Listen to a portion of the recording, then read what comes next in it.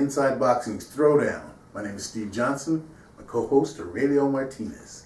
Hey, we're on segment number 2, and we're going to recap that nice fight card, actually.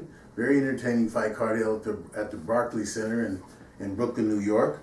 And first, when we first talk about that, let me say this real quick, because I like I said our last week's show, we're going to talk about these fight purses because it's become very interesting. First of all, on the undercard, you had Gervonta Davis and Jesus Cuellar. They both got $350,000, $350 each. That's good money. Mm-hmm. Jamal Charlo got $500,000. Hugo Centeno Jr. got $235,000. His team can't negotiate very well. That's better money for Charlo. Yeah. And then Adrian Broner got $1 million, and Wow. Jesse Vargas got $500,000. Wow. So once again, as we've said before, it's actually bad for boxing, but for some strange reason, Adrian Broner is still considered a draw. When you consider the purses in combat sports, it goes to show that when as a boxer, as a boxer, once you get out of this community fighting, you're going to make some decent money. Okay, the key is to get out of that community fighter and don't jump the gun in fighting for a couple of $1,000 here or $1,500 here. You just got to make it out. You got to make that leap, and you're going to make some decent money. Mm-hmm. Okay, so good. All right, well, let's start off talking about that first bout on the undercard where we had Gervonta Tank Davis took on Jesus Cuellar. I think, after the troubles that, well-documented troubles that Tank has had, similar to Adrian Broner. These guys that come along the way with Floyd Mayweather, they want to be Floyd. And Tank went down that road for a little bit, but it looks like, according to him, he's found his way, and he's going to be all right.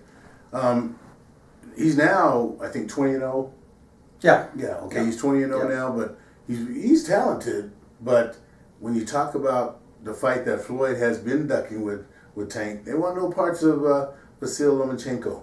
And so until he's ready to talk about Lomachenko, as far as I'm concerned, he knows what his deficiencies are. If you stand there and fight with him, there's nobody that.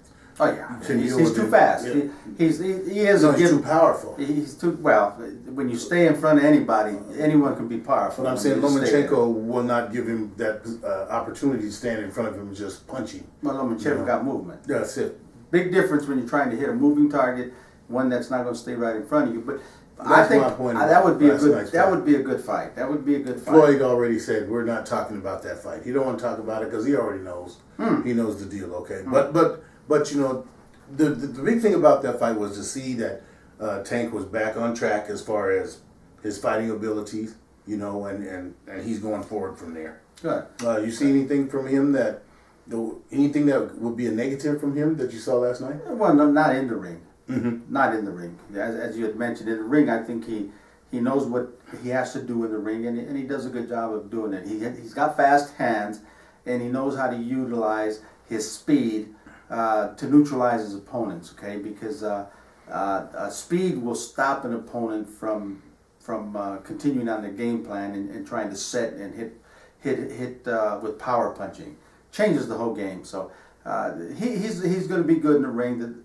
What may take him out is that out of the ring nonsense. Nonsense. You can call it nonsense, but like you say, the people that come out of Floyd Mayweather camp, I don't know why they want to be gangster and they want to walk around in like thug life. Floyd took care of business and he continues to take care of business. I don't ever remember seeing Floyd try to be out there thugging it. I mean, he was flashy. He flashed money. He did this. He talked a lot of garbage. He backed it up. But these other guys that come out of that camp, they're just downright street thuggish, and they got to get away from that. Get away from that. Make your money. Do what you do best. Okay, middleweight fight. Jamal Charlo, where he took on Hugo Centeno Jr. I don't know. I'll let you start off. What about Jamal? I think... Well, wait, hold on. I just have to say this. The Charlo brothers, very talented from Houston, Texas. Man, I'm big fans of theirs. You know, these boys are talented. They got it all. Going down this road again with Adrian Broner with this nonsense of, I'm hoping that Ronnie Shields' influence has told him we can't have that. And get away from that nonsense and let's handle business. Because if you remember, there was a few weeks ago that Danny Jacobs caught Jamal, walking down the hallway by himself and kind of confronted him, and and Charlo backed up and said, "Hey, that was not true." They had a little Twitter thing going on, and so I think hopefully they get away from that. But they're definitely talented now that Jamel has decided to stay at junior middleweight. Okay.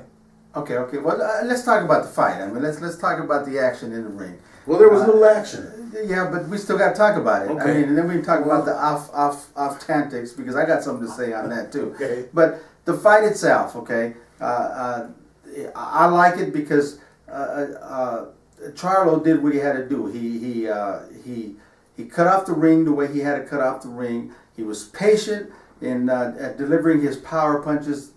He just figured, I'm going to wait till it comes. It's going to come, and it happened, and it did. I mean, because Centennial, he's known for heavy-handed. He's known for hard-hitting. So first thing you got to do with the hard-hitting guys, you got to stop his forward movement, okay? Because coming in forward and aggressive, that promotes power. It enhances your power. That's just the way it is. So he actually took that away, started to become the aggressor, and just kind of was patient, and it worked out for him. He took this guy out in super fashion. So. Okay. So I mean, but you got to report on the fight. Now we can talk about all the off-war, because we're going to talk about the what's going to happen, what ifs. I don't care who it is, but he can talk about who he wants to fight, how he wants to fight, but you very seldom hear my man Hurd in the conversation, because I'm going to tell you what. He's the real deal. Okay, he's the real deal. You got to hurt him, and he was on there. They interviewed him, and he says they all say that I haven't tasted their power and all that. He goes, but we'll see. We'll see. And I'll tell you what, he's a big boy, and he keeps coming forward. And when he gets close enough, he's going to tag you. Well, just remember this: that with that win last night, Charlo becomes the #1 mandatory for Triple G, and he let that be known. That he's looking for Triple G. Like we said last week, we've got some good action building up in all the weight divisions. This light 154, 160, 147. We got some good, even as small as the featherweights. We got some good stuff going on. But I just want to say, like I said already, I think the Charlo brothers really got something going. If they can stay on the straight and narrow and stay out of the nonsense, they will be favorites for as long as they want to. They're talented, they're strong, and they're crowd pleasing. Yes, they are. Most definitely. They're good. I mean, I would watch every fight they fought. I think most people would. Yeah. Okay, let's get to the main event here.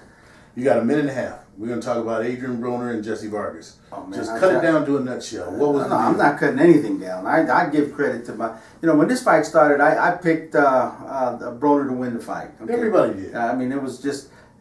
Everyone knows Broner has talent. Okay, yes. What you got to do is close your ears. Okay, close your ears and just look at his talent, his movement in the ring. His one thing we know, he can take a punch. Mm-hmm. Okay, he can take a punch. He's not going down anytime, and he's going to keep coming. And he's talented. He's fast. He's pinpoint with his punches. He's very accurate with his punches. He's very talented. Okay, so close your ears and watch. And I said, this guy's going to win. Vargas hasn't been in this kind of fight in his entire career with someone that's going to just still be there at the end of the road. And it happened that way. Vargas took a commanding lead, and he just worked that body like nobody's business. Of course, the body snatcher's his coach now. Yes, Mike McCallum. Mike McCallum's a good man. I know him well, and he's a good man, and he knows what he's doing. And of course, he knows when it comes to body work, he knows how to position yourself. And